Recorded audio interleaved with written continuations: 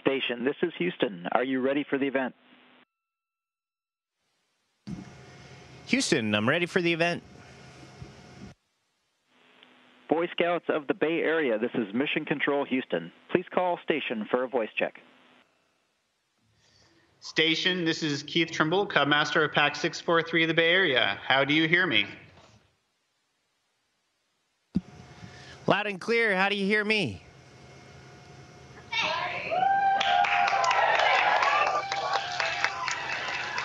Yeah. What was the most challenging problem you encountered while on your mission, and how did you solve? Well, that's a great question. We have a lot of challenges every day, but I think one of the more interesting ones was on my first spacewalk when we had a leak in the hose that we connect to the spacesuits while we're getting ready. So we have to be in the spacesuits for a long time before we go outside. And so these umbilicals connect to us and give us water and power and scrub our air. They do everything for us so that the spacesuit and all of its systems don't have to work so hard. But unfortunately, we had a bad leak. And what that showed me, both Peggy and I were pretty helpless. We couldn't do much. We were just sitting in the spacesuits. But our incredible crewmate was able to reload the water that we had lost and get everything ready inside. And this massive ground team was able to not only fix the systems, but build a plan for us to go outside and do the main tasks that our spacewalk was supposed to accomplish. They had everything. All the skids were greased. They were ready to go. So when we went out, the robotic arm was ready, and the lights were ready, and the comm was ready, and the plan was ready. And it just showed me that for those absolutely incredible things, for those super hard things, you can't do it alone. You have to work as a team. And there's no better team when it comes to the impossible than NASA and the crew that we get to work with. Say your name first. My name is Donovan. What is the most surprising thing you experienced in space? Man, there's so many things. Obviously, the spacewalk was so cool, but it's you just get excited. I'm like a 12-year-old boy after a couple cappuccinos because everything I see is so cool. Whether I'm working on the toilet or doing a spacewalk, it's just totally different than what I knew before. Looking out the window, of course, is amazing because you see the world in a totally different perspective. Eating your food, totally different. All of these things give you a different perspective on life and everything within it, and it helps you grow. I hope and I wish for all of you that you never stop learning, that you keep your mind open to new ideas and new perspectives so that you can look at problems in multiple ways and grow and become better. Hi, my name is Cole, and what was the biggest hardship you endured in becoming an astronaut? Well, that's a good question. And it was obviously pretty hard to learn how to fly a Russian spaceship in the Russian language, but the hardest thing is being away from your family. And it's the same thing that all of our brave men and women in the military endure every day all over the world. Being separated from your family is the biggest hardship. And as an astronaut, you actually are gone quite a bit, so that's kind of tough. My name is Bryson. What procedures do you follow if a fire breaks up on the ISS? If a fire breaks out. So there's 3 big emergencies that we have on the space station: fire, an ammonia leak, or depressurization, like we have a hole. And those 3 emergencies we train for all the time. We have these books that are in different places around the station, and on our computers, and then we train exactly what we're supposed to do. Like for a fire, if this computer started on fire, we know exactly, okay, I'm going to press the button over there. It's going to shut off the ventilation. If I'm going to unplug the computer, hopefully that works. Then there's fire extinguishers. We have a plan for all 6 people on board, what they'll be doing. Maybe they'll grab the equipment out of the module, or they'll help me fighting the fire. Or if a fire extinguisher doesn't work, then maybe we'll power down racks or the whole module. So we have very strict procedures that we practice all the time, so we know them cold, because in the case of an emergency like that, you really don't want to have to think about it. You just want to do it. And we can do that because we're ready for those worst days. Hello, my name is Colin. What part of traveling to the ISS is most exciting? Man, pretty much the whole darn thing. It's exciting once you're here. I imagine it's going to be exciting going home, but I think the coolest part was launching, because it's like gas mileage for excitement. It was the most bang for your buck. In 8 minutes, I went from sitting still on a launch pad to being in orbit, and that was just amazing. I've flown a lot of planes and with lots of thrust, but nothing really compared to having almost 1 million pounds under me get me to orbit in 8 minutes. It was just like riding a crazy wild bull that jumped us right up to orbit.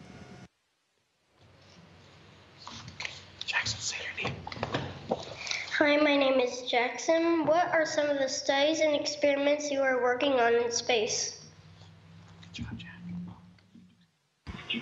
Boy, there sure are a lot of them. We will probably work on about 300 experiments over the 6 months or so that we're on orbit for my expedition, and they range the whole spectrum. We have experiments from elementary schools, middle school, high school, colleges, universities, cutting-edge research, everything.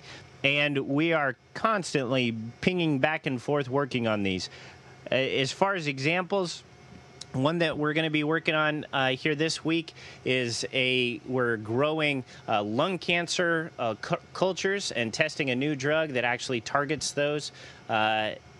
Stuff like that happens every day here. And it's so exciting because you get to feel like you're a part of something bigger than yourself and that you're actually going to make a difference.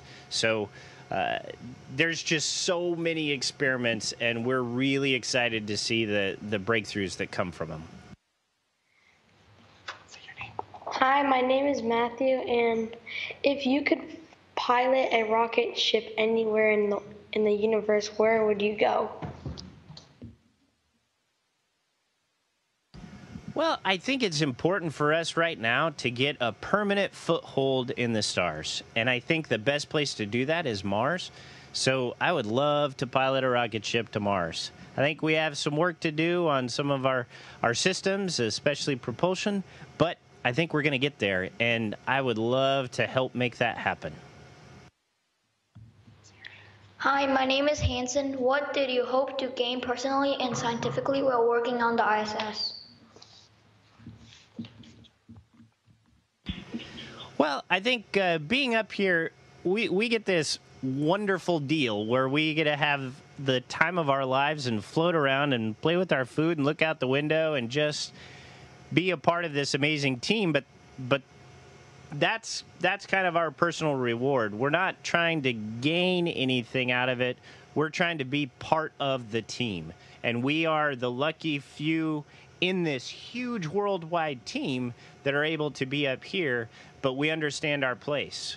Our job is to do those last little tweaks to experiments to get the data back to the ground. So the true heroes, the people who come up with these experiments, who do the research, the people who run this space station and make sure the power works and the water works and everything comes together, those folks are the ones that are creating the science. And all we're here to do is support them so that that science can get out to the world and make humanity better. Hi, my name is James. What is it like communicating with your family in space? Well, it's not bad. We have a internet protocol phone, so every now and again we can call on the telephone and talk to them. And sometimes we even get a video link so that we can have kind of like a video conference with our family. I just had one. Let's see. It was yesterday. I had one with my mom for her birthday. So we get to talk with our families and still keep in touch with them. Hi, my name is Jamie. And what advice would you give to a young person going into a STEM field? Boy, now that's a good question. So my dad, he died when I was pretty young, and the last thing he said to me was, I dare you to dream. And that's my advice. Because the dream part, only you can define what it is that lights the fire in your soul, the passion within you. You have to find something that you truly love and that you're passionate about. And then the dare part, you got to work for it. Nobody's going to give it to you. Not everybody gets a trophy in life. If you don't work really hard, you'll never achieve those dreams. So I dare you to dream. Hi, my name is Walker. What is the most difficult task an astronaut faces in space?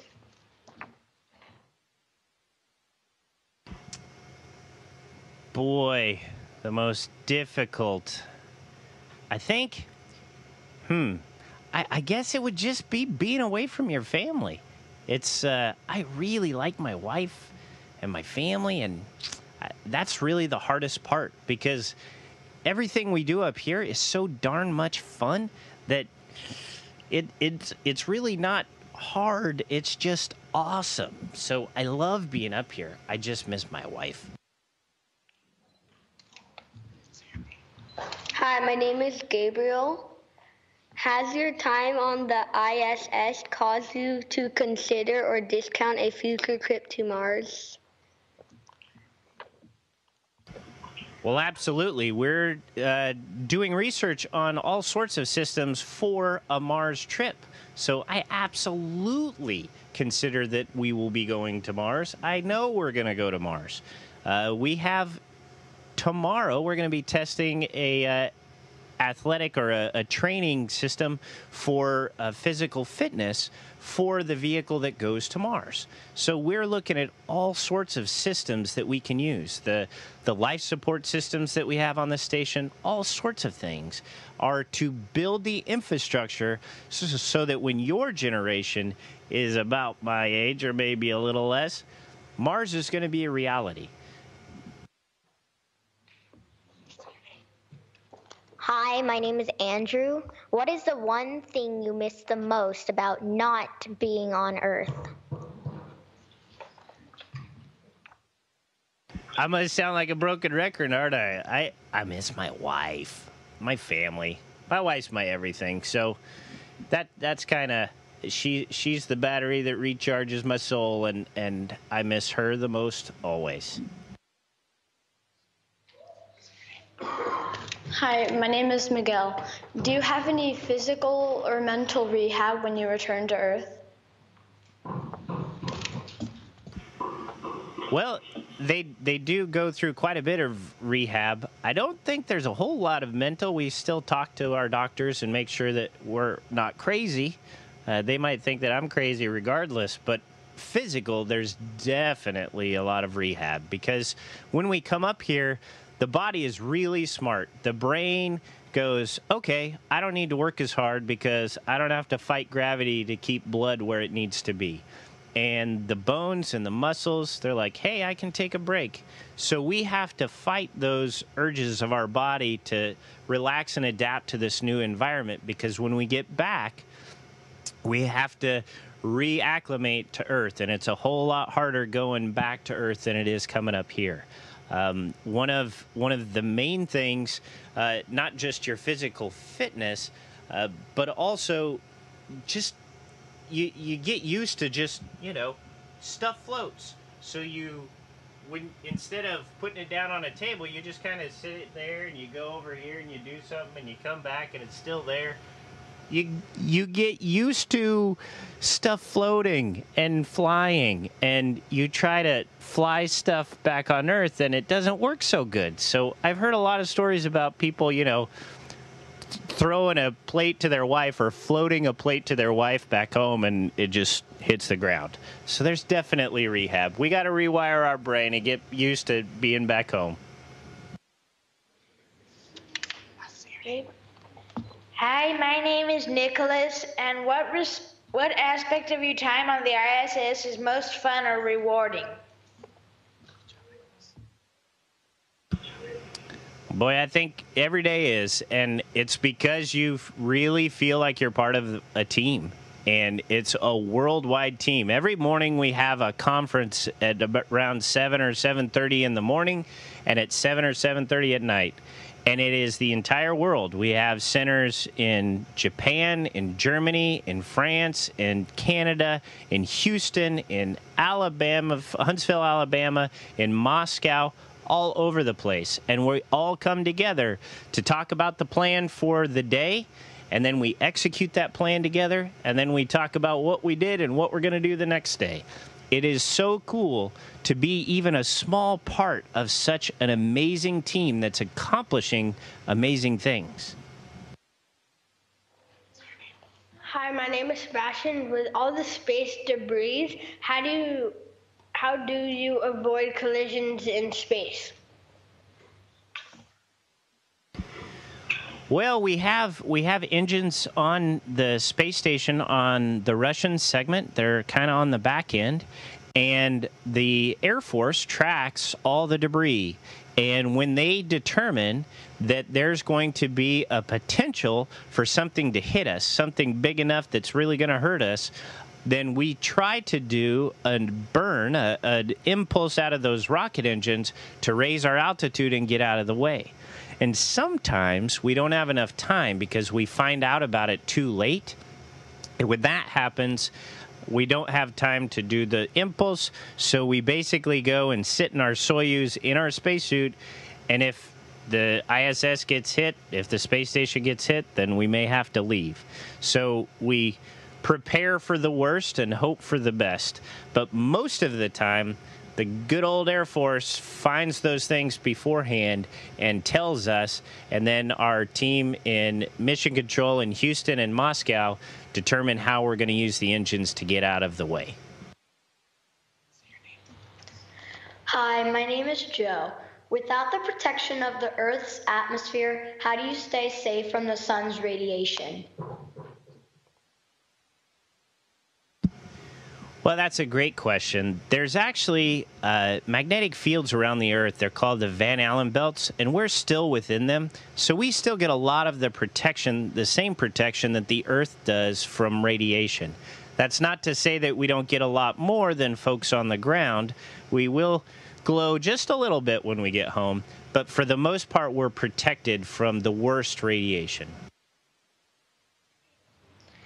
Hi, my name is Ella. How do you feel private space vehicles have changed NASA's ability to complete more important missions?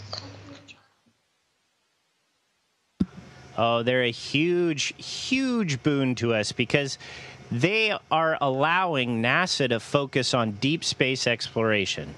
So NASA now is focusing on building the Space Launch System, the biggest rocket ever, and then the Orion vehicle to go further and deeper into space. Those are the things that NASA gets to focus on because the commercial industry is focusing on how to get astronauts and cosmonauts to the space station. They are building the infrastructure so that we can have this wide, broad, strong base to jump off into the universe and explore deeper. Hi, my name is Carson. What surprised you most about life in space? I think, we talked about it earlier. I think the most surprising thing is just how cool it is. Everything's cool. You're eating your pudding, and it's squirting into a big old mountain that wobbles all about. You look out the window, and the aurora is just alive, and these green and purple and white ribbons dancing across the sky. You go outside on a spacewalk, and you look up and see at night more stars than you thought were possible. Everything about this place is just awesome, and it really stretches your mind and forces you to grow, and I love that. So why is it? The most surprising thing is that I never could have imagined how cool it is to be in space, and I want to do everything that I can in the future to get more people just like you to experience the same thing. Hi, my name is Kyla. How has the development of space science changed over the life of the ISS? Boy, that's a good question. The space station has been evolving and still evolves every single time a new vehicle comes up.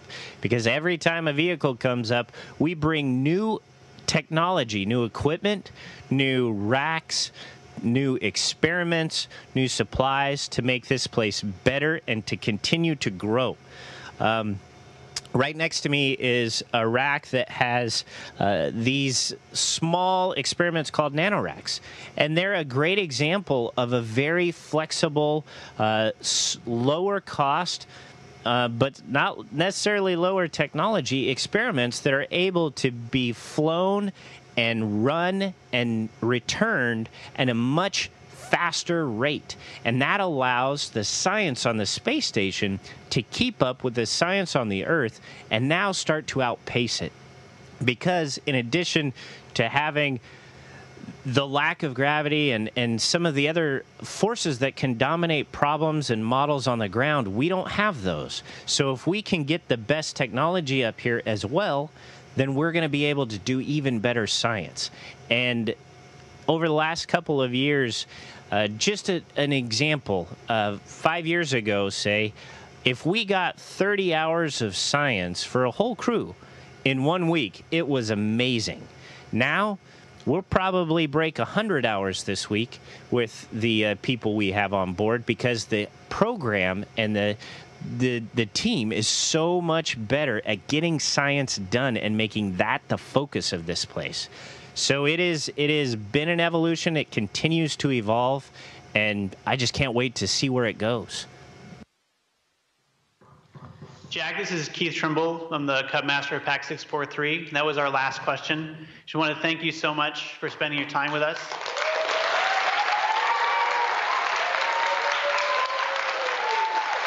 I want to thank you for your service to our country, and thank you so much for sharing your energy and expanding the horizons of our young children. Thank you.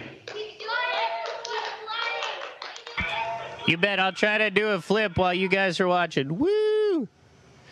See? Everything's cooler in space. Well, thanks for having me, and it was great talking to y'all. Station, this is Houston ACR. That concludes the event. Thank you to all participants from Boy Scouts of the Bay Area. Station, we are now resuming operational audio communications.